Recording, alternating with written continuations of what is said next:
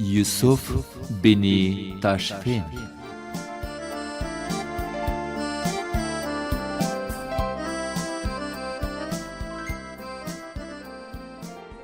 لوستونکی فضل ربی احمدی.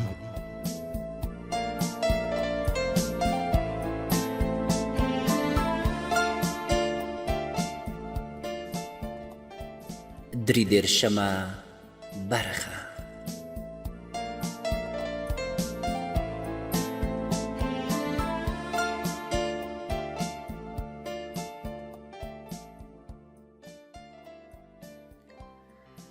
په بیغه کې د قاضي ابوالولید د کور ترڅنګ په یوه لوی ډګر کې د قوم مشران راټول وو. په دې غونډه کې 200 تنه داسې با اعتباره عالمانو ګډون درلود چې د قاضي ابوالولید په بلنه د اندلس له ګوټ ګوټ څخه راغلي وو. زیاتره هغه احساساتي کسان وو چې له یوې مودې راهیسې د ولس د راتلونکي په اړه دوی په سوچونو کې ډوب وو. د غرناطې مشهور عالم قاضي ابو جعفر د دې غونډې مشر و او د قاضي ابوالولید په دې وړاندیز بحث کېده چې د علماو یو پلاوی د اندلس ټولو واکمنو ته ورشي او له هغوی څخه وغواړي چې د نصرانیانو د خطر مقابلې لپاره ټول سره یو او منظم شي. په لومړۍ ورځ چې کومو ویناوالو په دې بحث کې برخه واخیسته د هغوی زیاتره د دې وړاندیز پلویان وو. ځینې داسې هم وو چې د دې پلاوي د بري په اړه ډاډه نه وو، خو بیا هم دوی د دې وړاندیز مخالفت ونه کړ. هغوی ویل چې موږ یو له بل سره لاس او ګریوان امیرانو څخه د خیر تمه نه لرو، خو بیا هم یوه هڅه باید وکړو. سعد لومړۍ ورځ د یوه چوپ نندارچي په توګه د غونډې بحثونه اورېدل. نږدې نیمه شپه غونډه د سبا لپاره ړنګه شوه. سعد پاتې شپه په یوه سرای کې تېره کړه. سهار وختي چې د لمانځه لپاره جومات ته ولاړ نو ابو جعفر هلته و. هغه ترې وپوښتل: سعده، ته دلته څه وخت راغلی؟ زه بل پرون دلته راورسېدم. په غرناطه کې احمد راسره ولیدل، هغه ستا کیسه راته وکړه. اوس دې ټپ څنګه دی؟ زه بالکل رکه روغ یم. د دې غونډې د وینا په اړه دې څه خیال دی؟ زه حیران یم چې زموږ مشران تر اوسه پورې په هوا کې ماڼۍ جوړوي. زه د دې وړاندیز په اړه یوازې ستا نظر ته ایثار یم. ته له ما نه څه هیله لرې؟ له تا نه د مناسبې لارښوونې تمه لرم. زما باور دی چې ابن عمار او معتمد موږ ته کوم درس راکړی د هغه په رڼا کې به ته خلکو ته سمه لاره وښودلی شې. قاضي ابو جعفر له لږ شیبې ځنډ وروسته ورته وویل: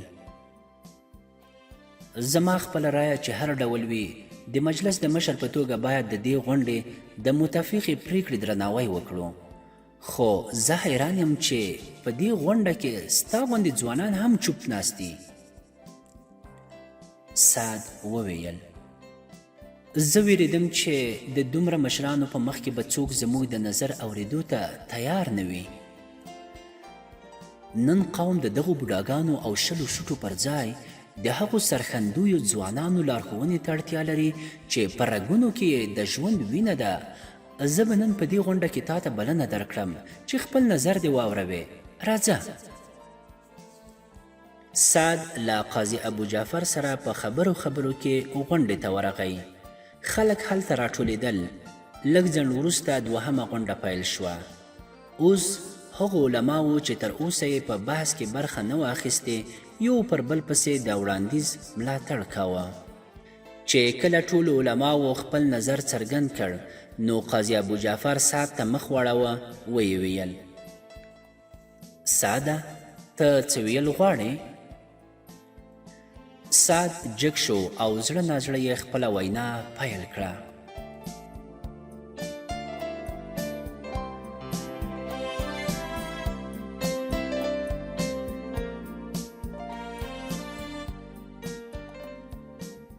د ملت مشرانو، دا د اندلس بدمرغي ده چې کوم کار ډیر کلونه پخوا باید پیل شوی وای، نن یې تاسو کوئ. زموږ د ټولنیزې بې پروایۍ له امله پر اندلس هغه څوک واکمن شوي دي چې پر هغوی پورې د ښو هیلو تړل د ځان دوکه کولو په معنا دي. تاسو دا غواړئ چې د نصرانیانو له ظلم څخه د اندلس د ژغورنې لپاره په خپلو کې اخته امیران سره یو او منظم شي. تاسو دا غواړئ چې دوی د صلیب د علمبردارانو مقابلې ته د اسلام بیرغ اوچت کړي، خو تاسو باید دغه حقیقت هیر نه کړئ چې په دوی کې زیاتره داسې دي چې د اسلام د ناموس او د قوم تر خپلواکۍ د الفانسو دوستي ډیره ورته ګرانه ده. کوم واکمن چې د خپل رعیت وینې زبیښي او الفانسو ته باج ورکوي، تاسو له هغو څخه څه هیله درلودلی شئ؟ له هغوی څخه د څه خیر تمه له ماضي څخه د مخ اړولو او له حال څخه د سترګو پټولو په معنا دي. زما مشرانو، زه ستاسو په خلوص شک کول ګناه بولم، خو که تاسو د لرګیو پر اسونو سوریږئ او د کومې لوبې ګټل غواړئ، نو دا به هسې د ځان دوکه کول وي. دغه خلک مړه شوي دي، د دوی مړیو بویونه کړي دي، او اوس به کومه معجزه دوی له قبرونو څخه راوباسي او د اسلام د غازیانو په لیکه کې به یې ودرولی شي. دوی د خدای او رسول څخه باغیان دي. که په دوی کې څه انسانیت و، نو هغه د چاپلوسو شاعرانو، مسخرچیانو او ټوکمارو په مجلسونو کې ترې تللی دی. ښاغلیو، په دې پروګرام کې زه ستاسو د بري هیله نه لرم. که مجلسونه جوړول، په بدچارو ښځو د بغیرتۍ ښودنه، رنګارنګ دسترخوان غوړول او د شاهانه کش و کړپ ننداره دښمن له موږ څخه ویرولی شي، نو دغه خلک مو په کار راځي. که د جګړې پر ډګر د سرتیریو د تورو پر ځای د شاعرانو قصیدو کار ورکولی، نو یوازې د معتمد درباري شاعرانو به د دنیا د شاعرانو ژبې وربندې کړې وې.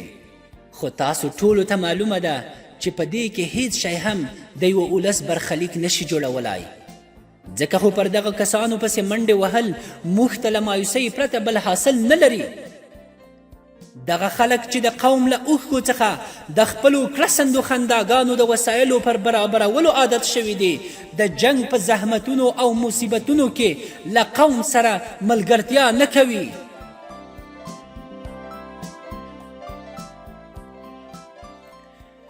یو تن جګ شو او ویې پوښتل، نو ستا مطلب دا دی چې موږ له امیرانو څخه مایوس شو او داسې وګڼو چې په اندلس کې د مسلمانانو د ازادۍ ورځ ګرځېدلې ده او موږ ته د وطن له پرېښودو پرته بله لاره نشته؟ د سعد مخ له غوسې څخه سور وخوټېد او په درانه آواز یې وویل، نه، زما په باب تاسو بدګماني مه کوئ. زه د اندلس د خاورې په هره لویشت خپلو وینو تویولو ته تیار یم. زه غواړم یوازې تاسو ښاغلي د غلطو هیلو له خیاله راووځئ.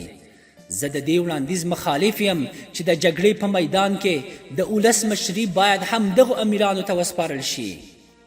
که موږ غواړو د اسلام لپاره ژوند وکړو، نو یوازې یوه لاره په مخ کې لرو چې ولس د دغه ځان غوښتونکو د تخت او تاج د ساتنې پر ځای د اسلام د دفاع لپاره راویښ کړو. د اندلس د ساتنې مسئله نن د هغو خلکو د ژوند او مرګ مسئله ده چې غواړي د مسلمان په توګه ژوندي واوسي. موږ باید د هغو امیرانو د مرمرینو ماڼیو پر ځای د ولس جونګړو ته پام واړوو. د وخت غوښتنه دا ده چې سر له نن څخه دا کار پیل کړو. زموږ په مخ کې به ډېرې ستونزې وي. واکمن لوري به د اسلام په نامه د ولس راویښېدل ځان ته خطر وبولي، خو زه تاسو ته باور درکوم چې که موږ په نیک نیت، صبر او اخلاص د خدای او د هغه د رسول امر ته غاړه کیږدو، نو د هر خطر په مقابل کې به د یوه نه ایلیدونکي کمره په څیر ودرېږو. نن وضع داسې ده چې دښمن په هر ډول وسلو سنبال پر ډګر ولاړ دی او موږ ته ټټر وهي او تاسو پر مړو آسونو د زینونو ایښودلو په فکر کې یئ. زه ستاسو په نیکو نیتونو شکمن نه یم، خو چې کله تاسو دغه امیران له نږدې څخه ووینئ، نو وبه پوهیږئ چې زموږ بې پروایۍ د ځمکې پر سر ټول ذلتونه په څو ګېډیو کې تړلي او زموږ د قوم په شا یې بار کړي دي. راځئ ولس ته د جهاد او عمل د لارې ورښودو نه مخکې هغوی له دې ذلیل بار نه بېغمه کړو.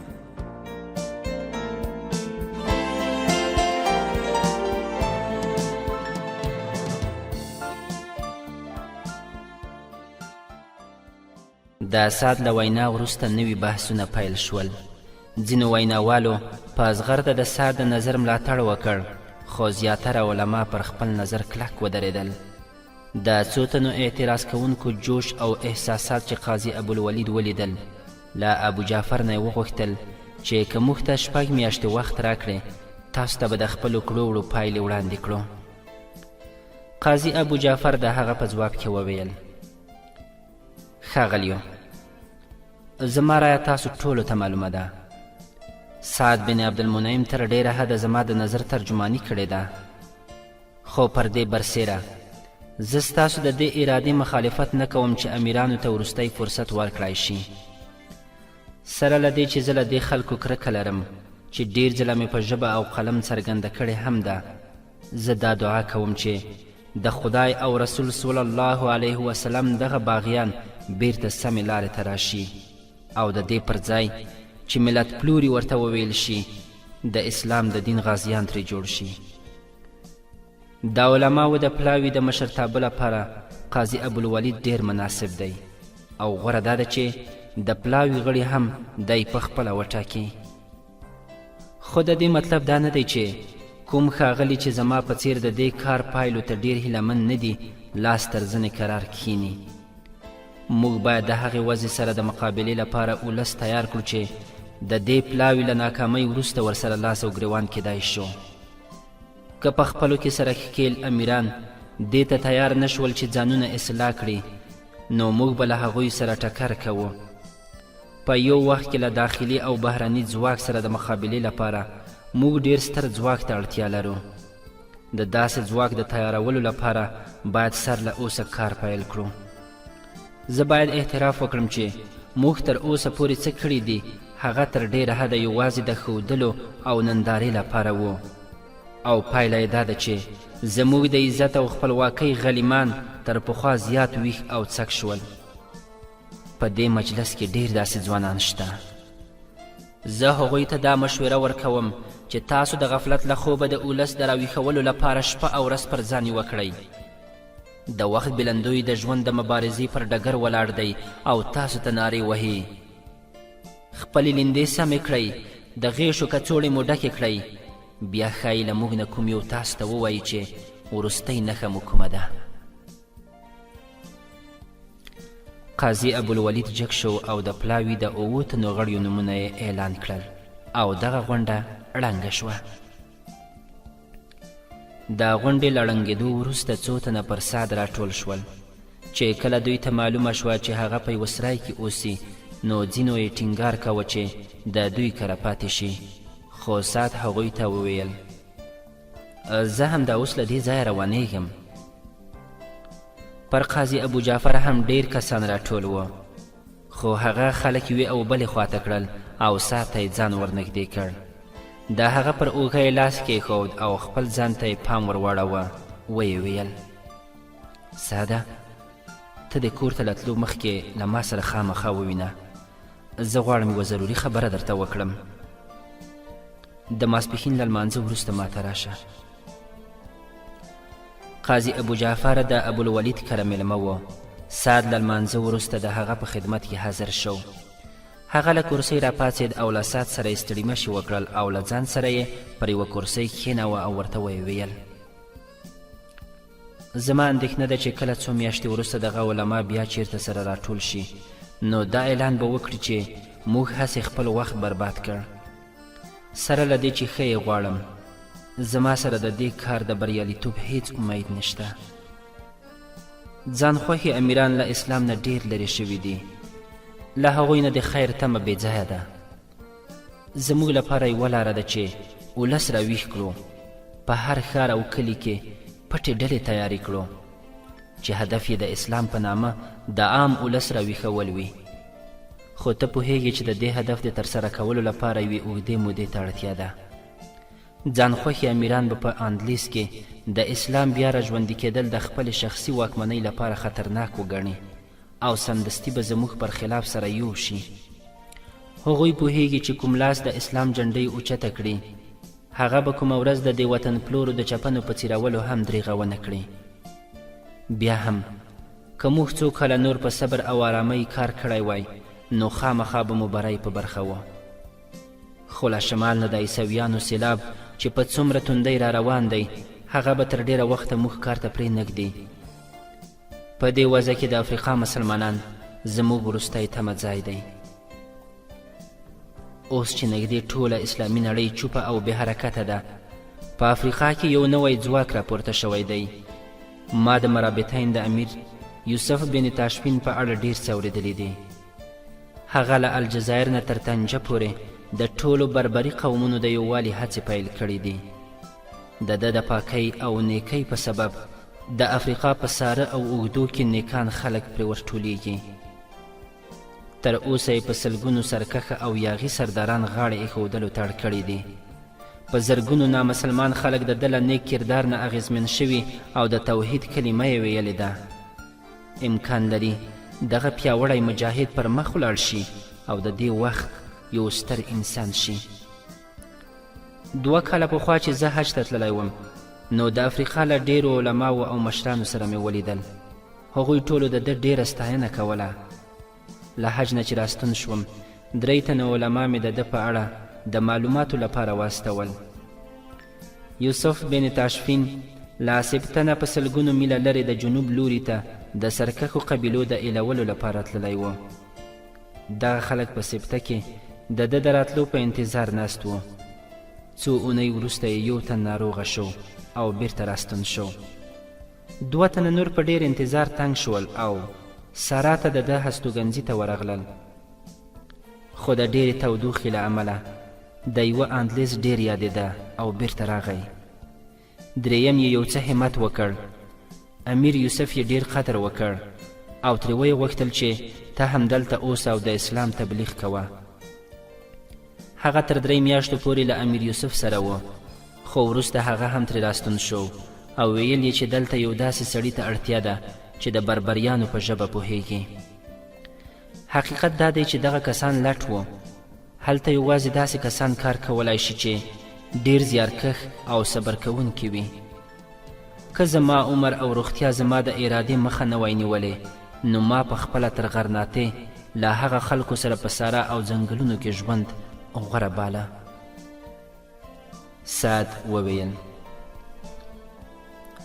زه هلته تلو ته چمتو یم او تا ته ډاډ درکوم چې کوم کار ما ته وسپارې تر څو یې پوره نه کړم بیرته به رانه شم. زه په بربري ژبه هم پوهیږم. ابو جعفر څک شو ویې ویل ته په بربري ژبه پوهیږې؟ زه خبر نه وم که نه تیر کال به مې دغه کار تا ته سپارلی و. اوس زه داسې احساسوم چې خدای ته ما ته راستولی یې. سمدستي مراکش ته د تلو لپاره ځان تیار کړه. هلته به ستا لومړی کار دا وي چې ځان یوسف بن تاشفین ته ورسوه. د بربري پوځ له ټولو مشرانو او فقهاو سره اړیکې ټینګې کړه او چې کله په دې وپوهېدلې چې غږ دې څوک اورېدای شي نو بیا هغوی له دې ستر خطر نه خبر کړه چې د الفانسو په بڼه د اسلامي نړۍ پر خلاف راپورته کیږي. که د یوسف بن تاشفین توره د اسلام لپاره له پوښه راووتله نو بیا دا نشي کېدی چې هغه د اندلیس د مسلمانانو تباهي د یو چوپ نندارچي په څیر وویني. د اندلیس عام خلک او اشراف ټول بربریان ناپوه او وینې تویونکي ګڼي او پر اوسنیو مصیبتونو سربیره ښایي د اندلیس په چارو کې د بربریانو لاسوهنه ښه ونه ګڼي. خو چې کله د الفانسو پوځونه اشبیلیې او قرطبې ته راورسیږي نو د اندلیس هر مسلمان به دې ته مجبور شي چې هغه خلک خپل ژغورونکي وګڼي. ښایي قبیلوي امیران هم هغه خپله وروستۍ تکیه وبولي. ساده زه پوهیږم چې دغه سفر دی ډیر ګران دی. په اندلیس کې ډیر لږ داسې ځوانان دي چې کور او کلی پرېږدي او د افریقا په دښتو او ځنګلونو کې اوسېدل خوښ کړي. خو په یاد ولره چې د اولسونو د خپلواکۍ او عزت تاریخ د نومورکو مجاهدینو پر وینو او خولو لیکل کیږي. که افریقا ته له رسېدو وروسته تا د بري څه هیله نه لیده نو بیرته راځه. خو که دې ولیدل چې ته که هلته څو میاشتې یا کلونه پاتې شې نو امیر یوسف به د اندلیس له مسلمانانو سره مرستې ته چمتو کړی شي نو همالته پاتې شه. زما باور دی چې ته به یوه ورځ د اندلیس د ژغورونکي په توګه راستون شې که د یوسف بن تاشفین په اړه زما هیلې غلطې وي هم زه په پوره باور ویلی شم چې د ژوندانه کوم اور په اندلیس کې سوړ شوی دی په افریقا کې تر اوسه نه دی سوړ شوی. هلته به ته خامخا کوم مجاهد ووینې. د قاضي ابو جعفر د خبرو پر مهال د سعد زړه او مازغه کوم بل چیرته و. هغه د افریقا په دښتو ځنګلونو او غرونو کې ګرځېده او د افریقا د هغه ستر انسان ډول ډول تصویرونه یې د ذهن پردې ته راتلل.